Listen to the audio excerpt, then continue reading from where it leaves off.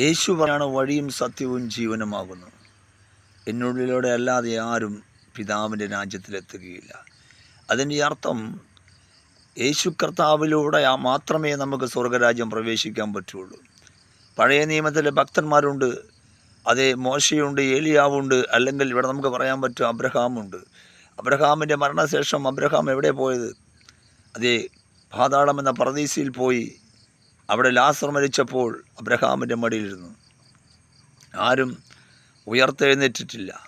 എന്നാൽ യേശു ക്രിസ്തു ഭൂമിയിൽ വന്ന് 2000 വർഷങ്ങൾക്ക് മുമ്പ് മാനവജാതിയുടെ പാപത്തിന് വേണ്ടി മരിച്ച് അടക്കപ്പെട്ട് ഉയർത്തെഴുന്നേറ്റപ്പോൾ ആമേൻ എല്ലാവർക്കും എന്ത് ചെയ്തു? സ്വർഗത്തിലേക്ക് പോകുവാനുള്ള പെർമിഷൻ കിട്ടി. കാരണം യേശുവിൽ കൂടെ അല്ലാതെ മറ്റേ ആർക്കും സ്വർഗത്തിലേക്ക് പോകാൻ കഴിയത്തില്ല. അതുകൊണ്ടാണ് യേശു പറഞ്ഞു, ഞാൻ തന്നെയാണ് വഴിയും സത്യം ജീവനുമാണ്. യേശുവിൽ വിശ്വസിക്കുക, നീ നിൻ്റെ കുടുംബ